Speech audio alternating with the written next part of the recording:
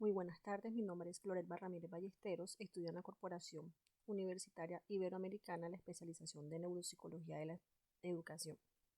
Hoy les voy a hablar sobre el sistema nervioso central, en la materia Anatomía y Fisiología del Sistema Nervioso, impartida por el doctor Oscar Rodríguez.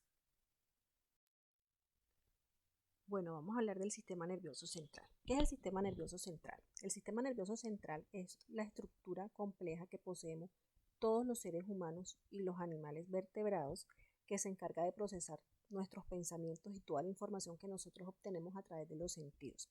¿Qué quiere decir esto? Que en el sistema nervioso central se llevan a cabo todos esos procesos mentales necesarios para comprender la información que nosotros recibimos del exterior. También es el sistema encargado de transmitir ciertos impulsos a los nervios y los músculos que nos generan movimientos. La importancia del sistema nervioso central está en la capacidad de controlar las funciones corporales, de desarrollar conocimientos, aprendizaje, distinguir emociones que se desarrollan en el ser humano. Esto quiere decir que el sistema nervioso central nos permite a nosotros reconocernos como individuos, ser conscientes de quiénes somos, de qué hacemos, de qué sentimos. Bueno, ahora vamos a hablar de las principales estructuras del sistema nervioso central. El sistema nervioso central tiene dos grandes estructuras que son el encéfalo y la médula espinal. Entonces, ¿qué es el encéfalo? El encéfalo es una masa nerviosa que se encuentra protegido por los huesos del cráneo y se caracteriza por ser el centro del control del cuerpo y es el que regula el hambre, el sueño, los movimientos, las emociones. Y el encéfalo está compuesto por el cerebro, el cerebelo y el tallo cerebral. ¿Qué es el cerebro? El cerebro es la masa más voluminosa e importante del encéfalo, porque cumple con diversas funciones vitales en los animales vertebrados y en los seres humanos, y se encuentra protegido por los huesos del cráneo. El cerebelo se ubica en la parte posterior del encéfalo, detrás del cerebro, y se conecta con la médula espinal. Es el encargado de relacionar las vías sensitivas y las vías motoras. Entonces, gracias al cerebelo, es posible que nosotros mantengamos una postura y mantengamos el equilibrio corporal y coordinamos algunos movimientos motores como caminar, escribir, correr, hablar, nadar, trotar. Y por último, el tallo cerebral, que es el que une el cerebro con la médula espinal y se encarga de controlar diversas funciones como la respiración y el ritmo cardíaco. Y el tallo cerebral está compuesto por mesencéfalo, protuberancia anular y bulbo raquídeo. Entonces el encéfalo es el que controla los movimientos oculares y regula los reflejos de los ojos, la cabeza y el cuello. La protuberancia anular funciona como una vía sensitiva que conduce las sensaciones desde la médula hasta el cerebro y del cerebro hasta la médula. Y asimismo es una estructura que nos permite mantener el equilibrio corporal. Y el bulbo raquídeo es el que controla el ritmo cardíaco, la presión sanguínea e interviene en el ritmo respiratorio. También controla la deglución, el vómito, el estornudo y la tos. Y seguimos con la médula espinal, que es la otra estructura del sistema nervioso central. Entonces, la médula espinal es un cordón que se prolonga desde el encéfalo por toda la parte interna de la columna vertebral. Y su principal función consiste en transmitir los impulsos nerviosos y conectar el encéfalo con el resto del cuerpo. Se caracteriza por tener la sustancia blanca en la parte exterior y la sustancia gris en la parte interior. Entonces, podemos decir que la médula espinal es el que recibe y envía las informaciones por todo el cuerpo y es el responsable de diversos arcos reflejos y de conducir los impulsos nerviosos. Bueno, ahora vamos a hablar de la corteza cerebral.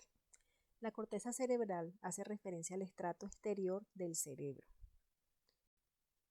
Es una capa formada por una fina película de tejidos nerviosos que envuelve la superficie de los hemisferios cerebrales. Y gracias a la corteza cerebral es que nosotros tenemos la capacidad de percibir todo aquello que nos rodea y todo aquello que nos ocurre, así como de imaginar, pensar, también de tener capacidad de juicio y decisión, y de entender y de reproducir el lenguaje. La corteza cerebral se presenta como una delgada lámina de materia gris de pocos milímetros de espesor que cubre ambos hemisferios cerebrales. Entonces, a pesar de que, como lo dije anteriormente, la corteza cerebral es una fina capa de neuronas y conexiones neuronales, esta no es homogénea, ya que esta está formada por 6 capas de células y cada una de ellas cumplen una función concreta y específica, y más adelante voy a hablar de esto. Bueno, si nos pasamos en la perspectiva estructural de la corteza cerebral, se pueden diferenciar 3 clases diferentes de corteza y son las siguientes: la arquicorteza, la paleocorteza y la isocorteza. Entonces, ¿qué es la arquicorteza? La arquicorteza es la encargada de aquellas respuestas automáticas y mecanismos fisiológicos responsables de la supervivencia. La paleocorteza es la que alberga las terminaciones de las vías olfatorias, encontrándose aquí en el cerebro olfatorio de las personas. Y la isocorteza es la encargada de los procesos de razonamiento y del pensamiento abstracto. Estas regiones del sistema nervioso central reciben aferencias de estructuras muy variadas. Integran esta información para dar paso a conceptos generales. Bueno, como lo mencioné anteriormente, la corteza cerebral está conformada por capas diferentes de tejido neuronal, conocido como materia gris. Cada una de estas capas posee una especialización funcional diferente y ha sido originada en un momento de la evolución humana diferente. ¿Qué significa esto? Que a lo largo de nuestra evolución y desarrollo como seres humanos, estas capas han ido aumentando en cantidad, lo que ha implicado un potente desarrollo de nuestras capacidades cognitivas e intelectuales en comparación con otras especies animales. Entonces, las capas son las siguientes. La primera es la capa molecular, la segunda, la capa granular externa, la tercera, la capa piramidal externa, la cuarta, la capa granular interna, la quinta, capa piramidal interna, y la sexta, la capa multiforme. Entonces, la capa molecular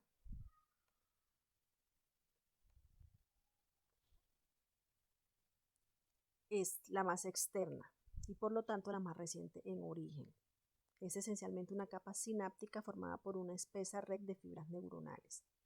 La capa granular externa es la segunda capa que conforma la corteza cerebral y es la capa granular externa. Esta está formada por una gran cantidad de pequeñas células estrelladas y piramidales. La capa piramidal externa recibe su nombre del tipo de célula que la compone. Estas células dirigen sus axones hacia otras zonas de la corteza y hacia otros destinos subcorticales en forma de fibras de proyección, asociación y comisulares. La capa granular interna está formada esencialmente por una masa compacta de células estrelladas. La mayoría de las células reciben aferencias de las zonas del tálamo. Estas fibras ordenadas de manera horizontal son conocidas como bandas externas de Buerger.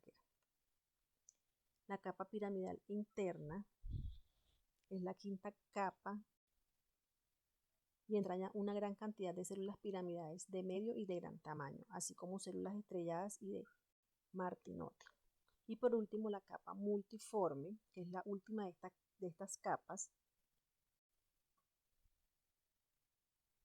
las cuales derivan la información a la corteza, el tálamo y a los núcleos estriados.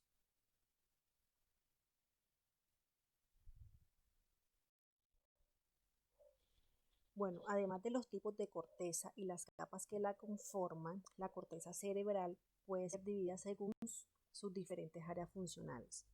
Entonces, teniendo en cuenta la clasificación, la corteza cerebral puede dividirse en áreas sensitivas, motoras o de asociación. Entonces, las áreas sensitivas son las que reciben la información sensorial desde los núcleos concretos del tálamo. Esta información es de carácter sensitivo, lo que significa que transporta la información percibida por los sentidos, o sea, por la vista, el oído, el olfato, el tacto y el sabor. Estas mismas áreas se pueden dividir también en dos áreas sensitivas diferentes. El área sensitiva primaria, la cual posee conexiones directas con los receptores sensitivos periféricos, y el área sensitiva secundaria y de asociación, que reciben información sensorial tanto desde el área de asociación primaria como de las zonas más inferiores del encéfalo. Sigue el área motora. son las zonas encargadas de los movimientos cerebrales asociados del movimiento corporal. Están situadas en la porción anterior de ambos hemisferios, es decir, en el lóbulo frontal. En el área motora se dan orígenes los tratos motores descendientes que parten de la corteza cerebral hacia la motoneuronal de tronco y de médula espinal. Y por último, el área de asociación. Finalmente, las áreas de asociación son aquellas que hacen posible la existencia de las funciones mentales más complejas y abstractas, tales como los mecanismos de memoria y cognición, el dominio de las emociones, la capacidad de razonar y la voluntad. Además, también tiene influencia en el desarrollo de la personalidad y de la inteligencia. Bueno, ahora vamos a hablar del tálamo. El tálamo es una estructura par con forma ovalada. Mide alrededor de 3 centímetros de largo y representa el 80% del diencéfalo. Está constituido por núcleos de sustancia gris dispuestos entre tractos de sustancia blanca. Lo atraviesa en toda su longitud una estructura vertical que recibe el nombre de lámina medular interna, que lo divide en dos partes y está formada por sustancia blanca que conecta los núcleos talámicos entre sí. El tálamo del lado derecho se une con el izquierdo mediante la comisura gris interlámica que actúa como puente entre ambas formaciones. Las funciones del tálamo son muchas, incluyendo el procesamiento de la información sensitiva, memoria, emociones y funciones motoras, excepto la del olfato. Toda la información sensorial pasa por las estructuras del tálamo antes de alcanzar la corteza cerebral, a la que está conectada mediante el sistema talomocortical, una unidad funcional cerebral compuesta por fibras nerviosas aferentes y eferentes que conectan el tálamo con la corteza cerebral. El tálamo transforma de algún modo la información que lo atraviesa. Por eso se considera que es, además de una estación de relevo, un centro integrador del sistema nervioso central.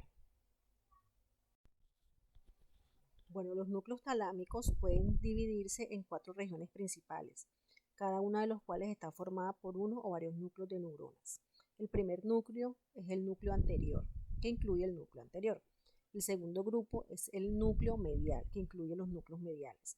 El tercero es el grupo lateral, que incluye el núcleo lateral dorsal, núcleo lateral posterior y núcleo pulvinar. Y el cuarto es el grupo ventral, que está formado por 5 núcleos. Y también hay otros núcleos, que es el núcleo intralaminar, el núcleo de la línea media y el núcleo reticular. Bueno, desde el punto de vista funcional, los núcleos talámicos se pueden dividir en 3 grupos, que son primero el núcleo de conexión específica, segundo el núcleo de conexión inespecífica y tercero el núcleo de asociación.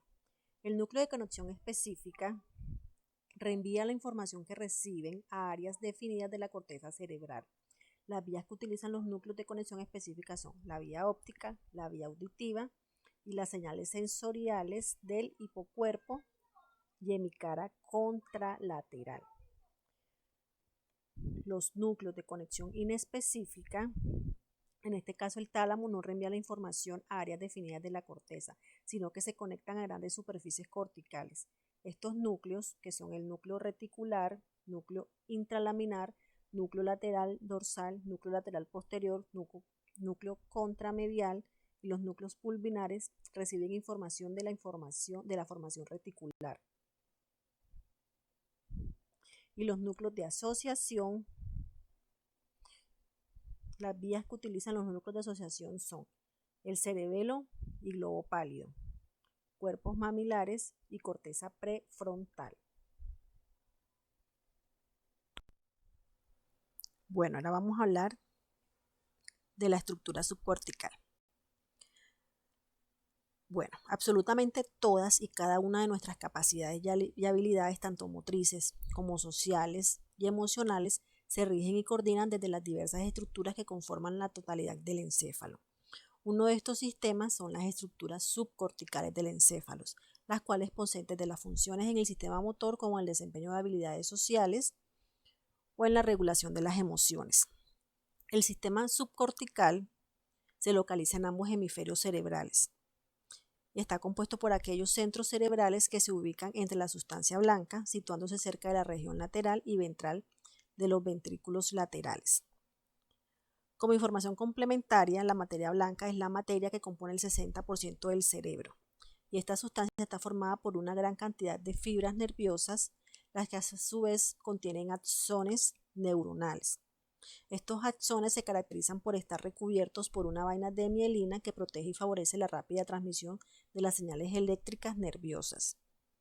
Como dije anteriormente, la estructura subcortical está conformada por diferentes núcleos, específicamente son 4, que es el hipocampo, el cerebelo, la amígdala y los ganglios basales, cada uno de ellos con una localización y una función específica, por lo que en caso de una lesión, la persona experimentará una disminución significativa en toda una serie de capacidades y habilidades psicológicas y mentales en general. Entonces, a grandes rasgos, podemos decir que las principales funciones en que se ven envueltos estos centros cerebrales incluyen la regulación del carácter y las respuestas emocionales, la regulación de las respuestas instintivas de las personas, modulación de las funciones viscerales y endocrinas del organismo, la regulación de los procesos de vigilia y de sueño, la regulación de los procesos de atención y excitación. Entonces, como mencionamos anteriormente, las estructuras subcorticales están formadas por una serie de núcleos, cada uno de los cuales posee una característica que los distingue y diferencia del resto de los centros. Entonces, a continuación vamos a pasar a describir cada uno de estos centros. Bueno, continuamos con el hipocampo. El hipocampo es una de las principales estructuras cerebrales que se pueden encontrar tanto en humanos como en otros animales mamíferos. Este pequeño órgano ubicado en el lóbulo temporal intermedio con una forma que se asemeja a la de un caballito de mar es una de las partes más importantes del sistema límbico. Tradicionalmente el sistema límbico se ha asociado a la regulación de las emociones, mientras que el hipocampo posee un papel fundamental en los procesos de memoria, especialmente en la memoria a largo plazo y en la navegación espacial.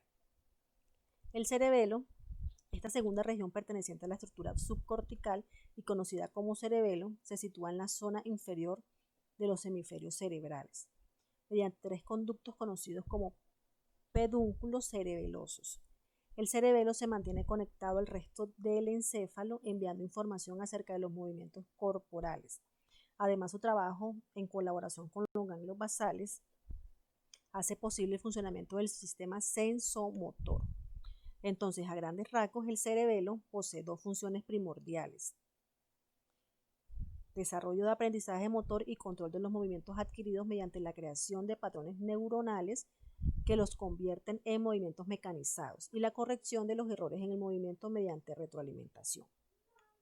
Seguimos con los ganglios basales. La organización cerebral, conocida como ganglios basales, está compuesta por circuitos de centros neuronales conectados entre sí, los cuales se envían información de manera continua y recíproca. Además, estos centros localizados en la base cerebral tienen la capacidad de unir las regiones inferiores del encéfalo, como el tronco y la médula espinal, con las más superiores situadas en la corteza cerebral. Los diferentes centros que conforman la totalidad de los ganglios basales son el globo pálido, el núcleo accumbens, núcleo caudado, putamen, núcleo lenticular, cuerpo estriado y cuerpo neoestriado, y la sustancia negra.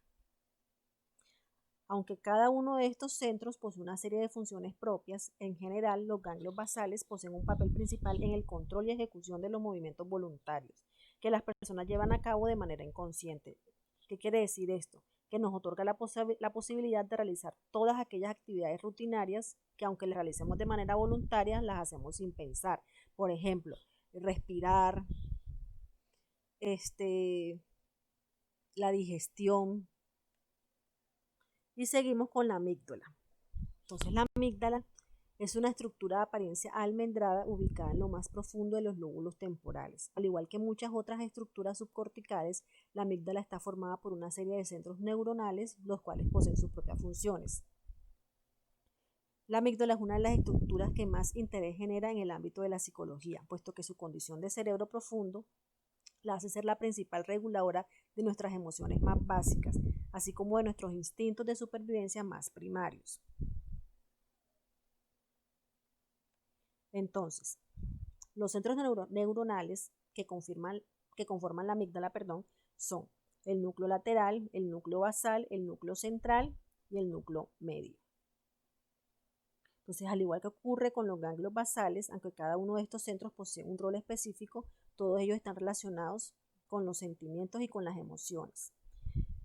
Entonces, a nivel general, la amígdala es la responsable del control emocional, así como de la regulación de las emociones, como el miedo y las respuestas conductuales de agresividad. De la misma manera, hace posible el reconocimiento de las emociones según las expresiones faciales y se encarga de la memoria emocional y las respuestas de placer. Bueno, a continuación estamos mirando la bibliografía que yo utilicé para realizar la exposición. Bueno, y así concluye mi exposición sobre el sistema nervioso central. Muchas gracias por la atención y espero que todos los conceptos hayan sido explicados de manera adecuada y que después se haya entendido muy bien mi exposición, ya que tengo un problema de disfemia, que cuando hablo mucho pues se me desarrolla un poco más. Muchas gracias.